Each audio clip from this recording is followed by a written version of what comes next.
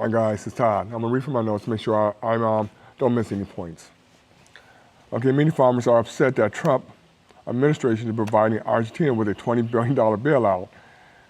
But in this case, it is not really a bailout, it's really a currency swap. And the main reason why Trump is doing this is to help out his good friend, the president of Argentina.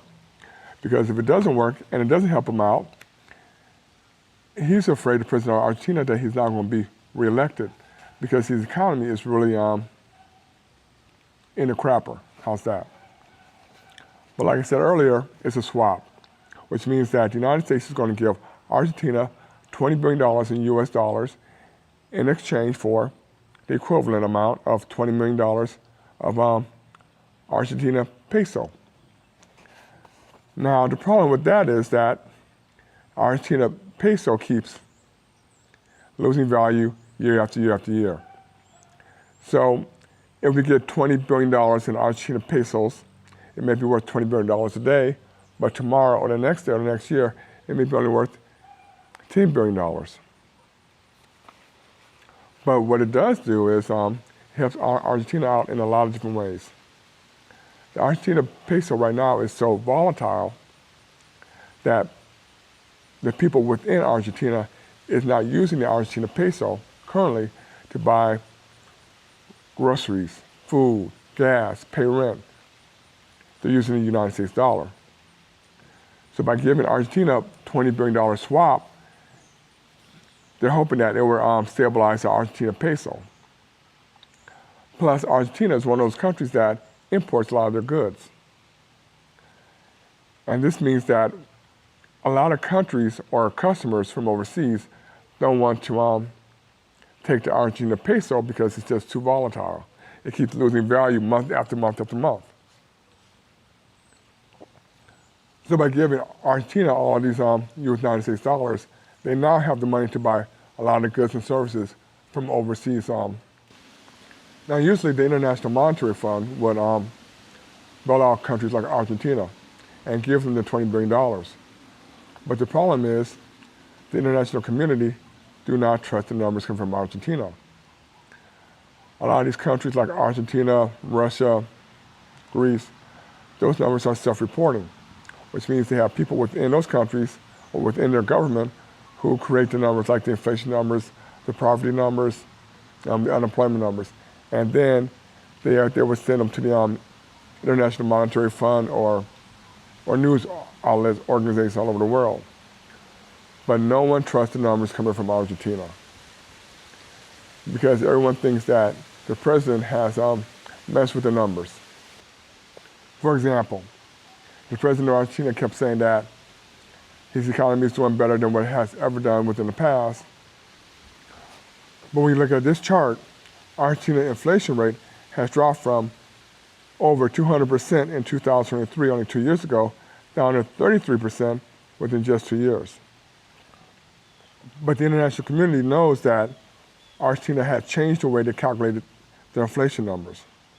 For example, they don't include the higher cost of housing and other essential goods within their cost of inflation.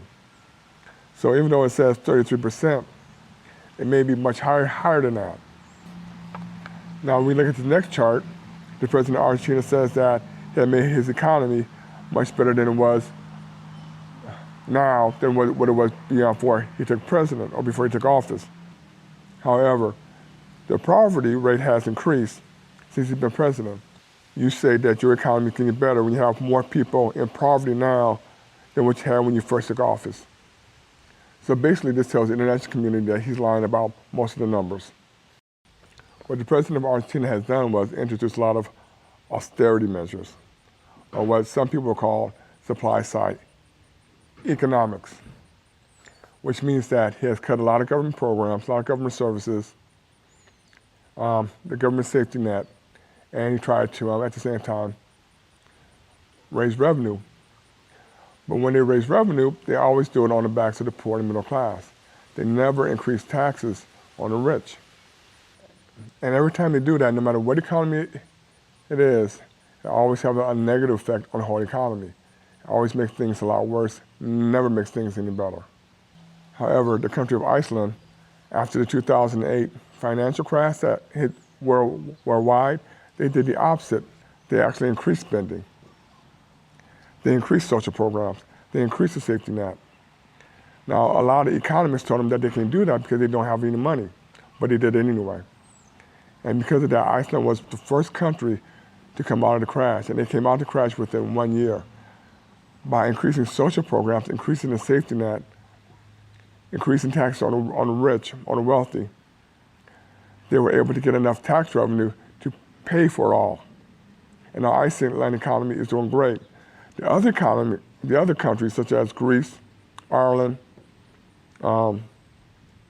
Spain, who did austerity measures for their economy back in 2008, their economy still have not, I say, rebound or recover.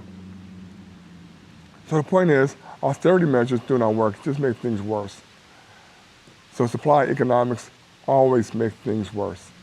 Iceland proved that demand economics, where you increase social programs, increase government spending, increase tax on the rich, always make things better. And it's been, almost 15 years, and Iceland is doing good. Now, the United States did sort of the same thing back, in the 1930s in the Great Depression. We increased taxes on the rich.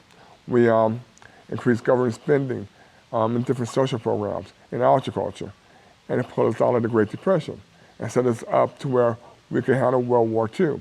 And then even after World War II, we kept it going. However, the conventional train of thought in the international community, and even in our own Federal Reserve Bank, is to always do supply-side economics. They also know that with supply-side economics, for the average person who's not educated, who do not understand economics, it sounds reasonable than demand-side economics. A lot of people don't realize that running your country is one thing, running a household is completely different. So supply-side economics sounds, that is something they can understand because that's the way they run their household if their household was receiving a lot less money or were in trouble financially. But running the country is not the same thing as running your house. Well, that's about it.